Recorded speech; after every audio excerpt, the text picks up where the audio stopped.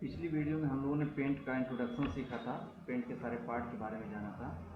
इस वीडियो में हम लोग पेंट का होम टैब सीखेंगे। होम टैब में जितने भी ऑप्शंस होते हैं उन सारे ऑप्शंस के बारे में हम एक कैसे सीखेंगे। तो हम ओपन कर लेते हैं। ये पेंट ओपन हो गया है। अब इसमें आज हम सीखने वाले हैं होम टैब।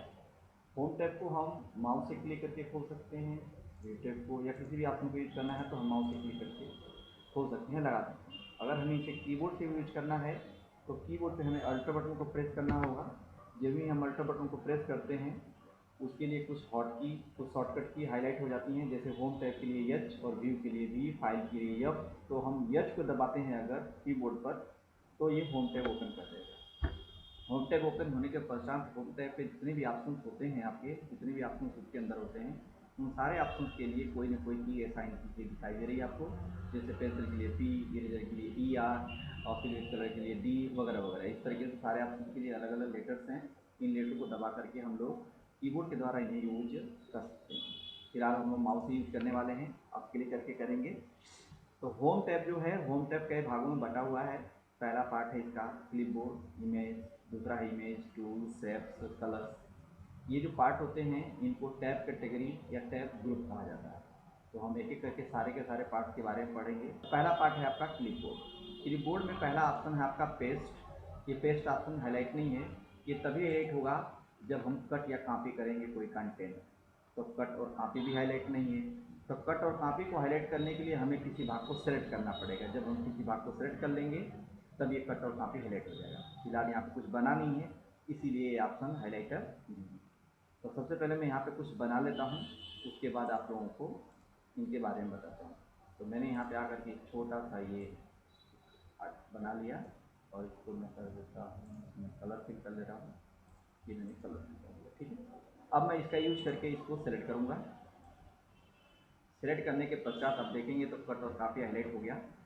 अब हम कट का यूज करके इसको कट कर सकते हैं। ये पार्ट यहाँ से मिट जाएगा। तो मिटने के बाद ये चला जाएगा क्लिपबोर्ड में।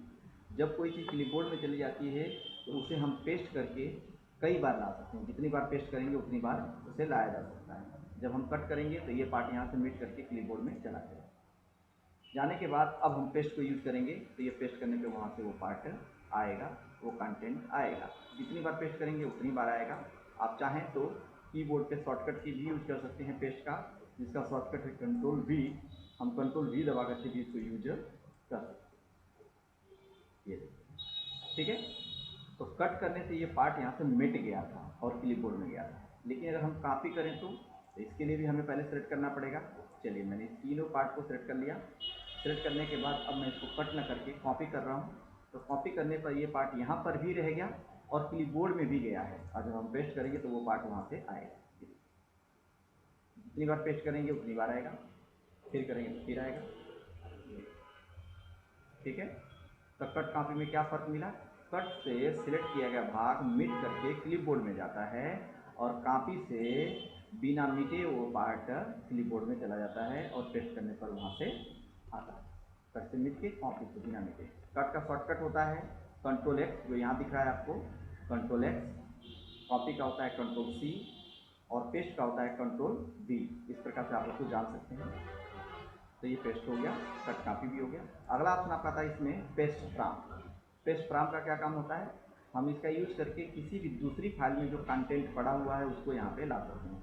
जैसे मैं इस पर क्लिक करूँ तो क्लिक करने के पश्चात मैं किसी भी दूसरी फाइल का कंटेंट यहाँ पे ला सकता हूँ। जैसे कि ये मैंने एक थंबनेल ला लिया और ये देखिए थंबनेल यहाँ पर आ गया, किसी दूसरी फाइल का कंटेंट इसमें आ गया। ठीक है।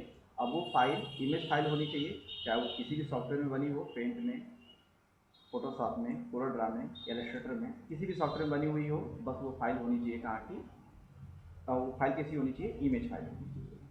ठीक। तो ये पूरा पार्ट खत्म हो गया। क्लिपबोर्ड कैटेगरी खत्म हो गई आपकी। अगली कैटेगरी हमारी आती है इमेज। इमेज में पहला पार्ट है, पहला भाग है, पहली कमांड है सिलेक्शन, रेक्टेंगुलर सिलेक्शन। इसका यूज करके हम लोग अपनी बनाई गई ड्राइंग के किसी भी पार्ट को आयताकार अवस्था में चुन सकते हैं। चौकोर अवस्था में किसी भाग को सिलेक्ट कर सकते हैं।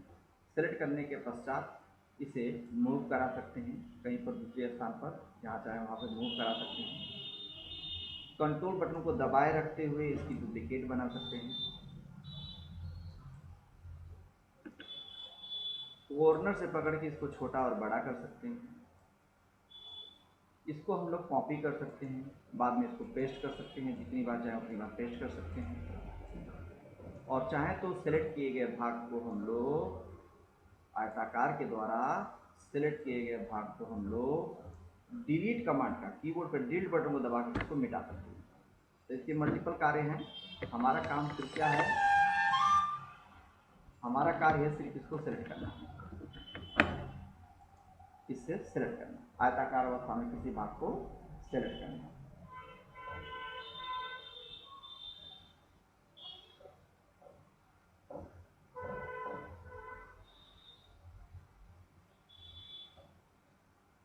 दूसरा ऑप्शन आपका आता है फ्री फॉर्म सिलेक्शन। इसका यूज करके हम लोग अपनी बनाई गई ड्राइंग के किसी भाग को माउस बटन दबाए रखते हुए टेढ़ा मेढ़ा जैसा चाहें वैसा घुमा करके उसको हम लोग सेलेक्ट कर सकते हैं।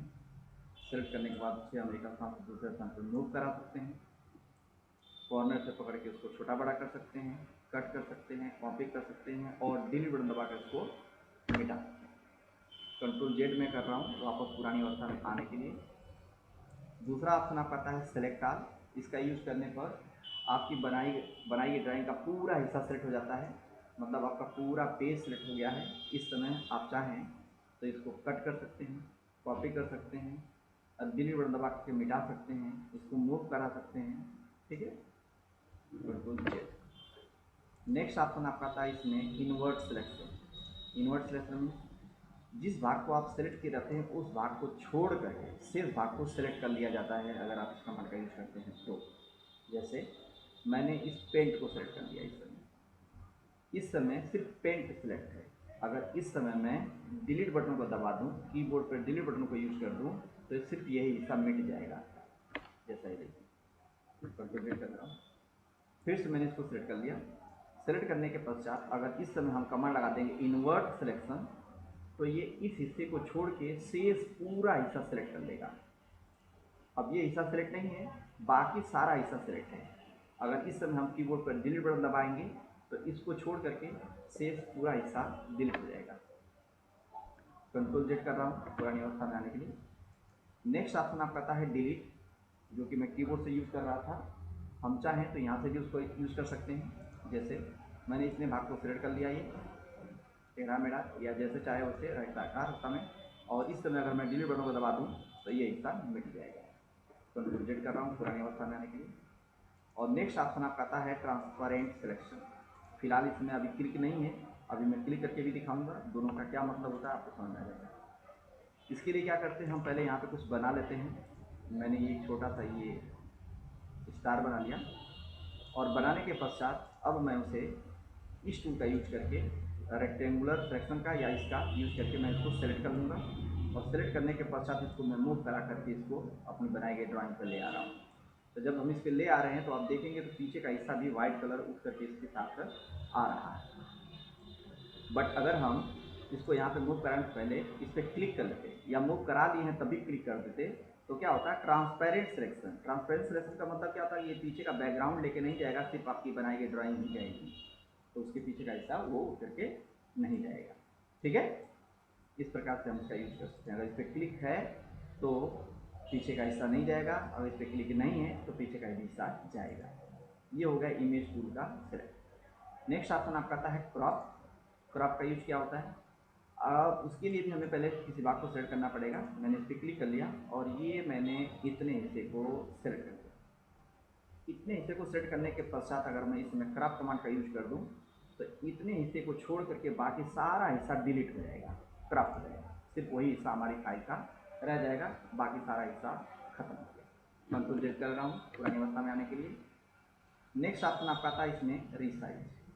रिसाइज को यूज करने से पहले मैं क्या कर ले रहा हूँ, पहले अपनी भाग को क्रॉप कर लेता हूँ यहाँ से यहाँ तक वो ले करके, और मैंने क्रॉप कर लिया। मेरी फाइल में सिर्फ इतना ही हिस्सा बचा पड़ा है। अब हम रिसाइज करते हैं। जब हम रिसाइज पे क्लिक करते हैं तो हमारे सामने एक विंडो प्रदर्शित होती है। इस विंडो में दो हिस्से होते हैं, रिसाइज का और एक स्क्यू का। रिसाइज के द्वारा हम लोग इस बनाई गई ड्राइंग की साइज छोटी बड़ी करते हैं और स्क्यू के द्वारा हम इस बनाई गई ड्राइंग को किसी एंगल पर झुकाते हैं, चाहे हॉरिजॉन्टली चाहे वर्टिकली। तो रिसाइज को पहले यूज करते हैं। रिसाइज में यहाँ पे हम हॉरिजॉन्टल साइज भरेंगे जिससे हम इसकी विड्थ चौड़ाई बढ़ाएंगे घटाएंगे, और वर्टिकल में भर करके हम इसकी हाइट बढ़ाएंगे और घटाएंगे। और इसमें एक ऑप्शन और है मेंटेन एस्पेक्ट रेशियो। अगर इस पर क्लिक रहेगा उस समय आप इसमें से कोई साइज भरेंगे, चाहे हॉरिजॉन्टल चाहे वर्टिकल, तो एक साइज भरने पर दूसरी साइज अपने आप एडजस्ट हो जाएगी।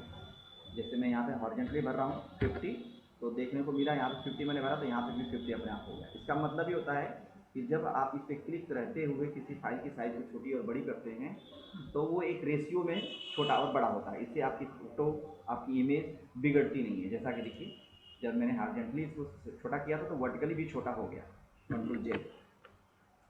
बट अगर मैं इस पर बिना क्लिक किए इसकी साइज छोटी करता या बड़ी करता तो सिर्फ हॉरिजॉन्टल साइज पे ही इफेक्ट पड़ेगा, वर्टिकल पे नहीं पड़ेगा। जैसा कि आपको ये देखने को मिला, देखिए हॉरिजॉन्टली ये छोटा हो गया साइज, लेकिन वर्टिकली अभी उतना ही है। तो आपको जैसा भी छोटा बड़ा करना हो आप यहाँ पे आकर के उसकी हॉरिजॉन्टल साइज या वर्टिकल साइज भर करके छोटी बड़ी कर सकते हैं। उसके बाद यहाँ पे आता है स्क्यू। स्क्यू में आकर के हम कोण भरेंगे, 15, 20, 25, 50 जो भी भरना है आप भर सकते हैं। मैक्सिमम साइज आप कितनी भर सकते हैं अगर वो जानना हो आपको, तो यहाँ पे ज़्यादा से ज़्यादा संख्या भर दीजिए, आपको पता चल जाएगा कि मैक्सिमम आप और न्यूनतम कितनी संख्या भर सकते हैं। उसी प्रकार से इसमें भी आप मैक्सिमम साइज भर दीजिए, आपको पता चल जाएगा कि आप मैक्सिमम और मिनिमम आप उसमें कितना भर सकते हैं, उसकी रेंज पता चल सकती है। तो फिलहाल मैं यहाँ पे 100 था और यहाँ पे आकर के मैं 45 डिग्री भर रहा हूँ। 45 डिग्री का मतलब क्या है, 45 डिग्री पर मेरी ये इमेज जो है इसकी हो जाएगी, झुक जाएगी। ये देखिए, कंट्रोल जेड कर ले रहा हूँ। फिर से वापस मैं इसी में आता हूँ और अगला ऑप्शन आपका इसमें आता है वर्टिकल। अब इसमें अगर मैंने 45 भरा था तो ये इधर तरफ खींच गया था दाहिनी तरफ, और अगर मैं यहाँ पे -45 भरूँ या कोई भी संख्या भरूँ तो ये लेफ्ट साइड में खींच जाएगा। ये देखिए इस साइड। फिर से वापस इसी में हम आते हैं और इसमें आकर के हम वर्टिकली में अगर कोई संख्या भरते हैं, वर्टिकल भरते हैं तो ये वर्टिकली अप साइड में ऊपर की तरफ खींच जाएगा। ये देखिए इमेज, ठीक है, कंट्रोल जेड कर लगा हूँ। और अगर मैं इसी में आकर के वर्टिकल में कोई संख्या भर देता हूँ, माइनस भर देता हूँ, तो ये नीचे की तरफ खींच जाएगा। ये देखिए,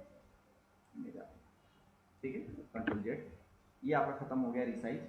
अगला ऑप्शन आपका है रोटेट। रोटेट मीन्स घुमाना। इसमें आकर के हम लोग इस इमेज को रोटेट कर सकते हैं। जैसे पहला ऑप्शन है रोटेट राइट 90 डिग्री, इस पर क्लिक करेंगे तो 90 डिग्री ये राइट साइड में क्लॉकवाइज रोटेट हो जाएगा। ये रही आपकी इमेज रोटेट हो गई। कंट्रोल जेड कर लगा हूँ मैं।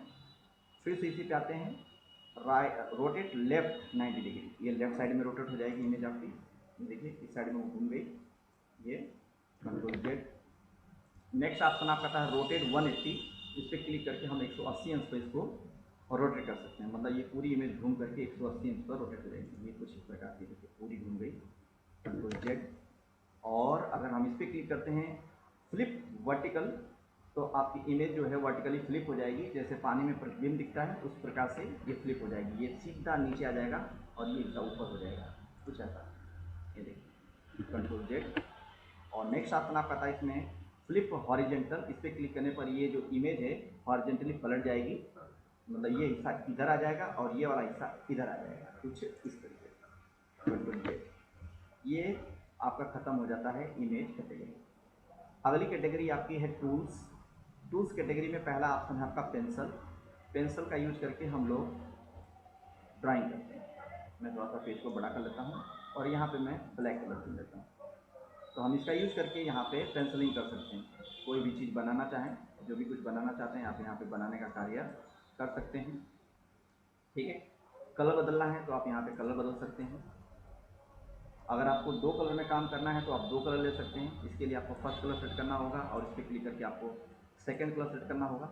माउस की लेफ्ट बटन को दबाए रखते हुए आप फर्स्ट कलर में काम कर पाएंगे और माउस की राइट बटन को दबा करके आपको सेट कलर में काम कर पाएंगे, दूसरे कलर में काम कर पाएंगे। और अगर आपको अपनी पेंसिल मोटी करनी हो तो इस पर क्लिक करके आप पेंसिल को मोटा कर सकते हैं।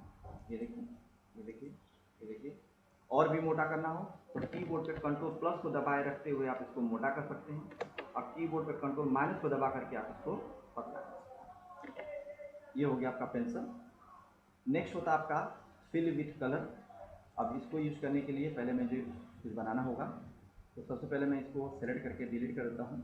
यहाँ पे वाइट कलर लेता हूँ और इसको मैं डिलीट करता हूँ। अगर वाइट कलर नहीं लेता तो पीछे का बैकग्राउंड कलर ये ब्लू आ जाता है। नेक्स्ट है आपका फिल विथ कलर। इसके लिए पहले मुझे कुछ बनाना पड़ेगा, तो मैं यहाँ पे आकर के कुछ बना लेता हूँ। चलिए, इस पर क्लिक करके मैंने ब्लैक कलर में ये बना लिया मैंने एक। बनाने के बाद इसी की मैं डुप्लीकेट कर लेता हूँ कई सारी, सेलेक्ट करके कंट्रोल बटन को दबा कर इसकी डुप्लीकेट मैंने बना लिया कई सारा।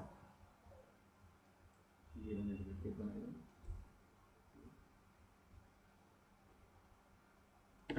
अब मैं इसमें कलर भरूंगा। इस पर क्लिक करके हम इसमें कलर भरने का कार्य करेंगे। कलर हम दो भर सकते हैं, मतलब दो कलर चुन करके इसमें भरने का काम करते हैं। फर्स्ट कलर मैंने ले लिया यहाँ पर रेड, सेकंड कलर ले लिया मैंने इसमें ब्लू। अगर माउस की लेफ्ट बटन से भरेंगे तो फर्स्ट कलर भरेगा, राइट बटन से भरेंगे तो second colour, left button, right button, left button, ऐसे करके हम लोग इसमें जो भी कलर भरना चाहते हैं वो भर सकते हैं। और भी कलर आप इसमें लेकर के भरने का कार्य कर सकते हैं। ये हो गया कलर भरने का कार्य। नेक्स्ट है आपका इसमें टेक्स्ट टूल। इसका यूज़ करके हम लोग अपने पेज में लिखने का कार्य कर सकते हैं। इस पर क्लिक करके आप यहाँ पे कुछ भी लिख सकते हैं जो भी लिखना चाहते हैं। जब हम उस टूल पे क्लिक करते हैं तो एक अलग से टैब प्रदर्शित होता है, टेक्स्ट टैब, जिसके बारे में आपको बताऊंगा जब भी टैब पढ़ा लूँगा। तो इसका काम होता है सिर्फ लिखने का, लिख सकते हैं।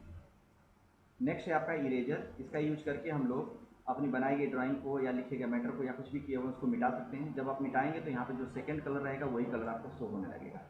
आप चाहते हैं कि वाइट हो गए तो यहाँ पे आपको वाइट सेलेक्ट करना पड़ेगा, और अब उसके बाद मिटाएंगे तो इरेजर अगर आपको बड़ा करना है तो कंट्रोल प्लस दबा करके आप अपने इरेजर को बड़ा कर सकते हैं ऐसे, और कंट्रोल माइनस दबा करके अपने इरेजर को आप छोटा कर सकते हैं। तो जैसी ज़रूरत हो वैसे आप इसको छोटा और बड़ा करके यूज कर सकते हैं। नेक्स्ट है आपका कलर पिकर।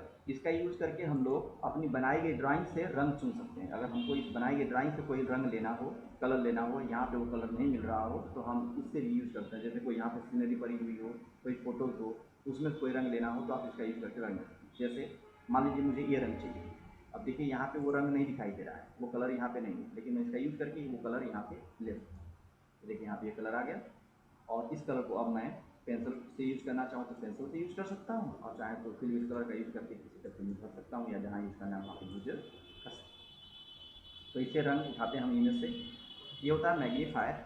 इस पर क्लिक करके हम अपनी बनाई गई ड्राइंग को बड़ा करते हैं। आप मैक्सिमम इसको 800% बड़ा कर सकते हैं। यहाँ पे जितनी बार क्लिक करेंगे वो बड़ा होता जाएगा, मैक्सिमम 800%। अब उससे बड़ा नहीं होगा।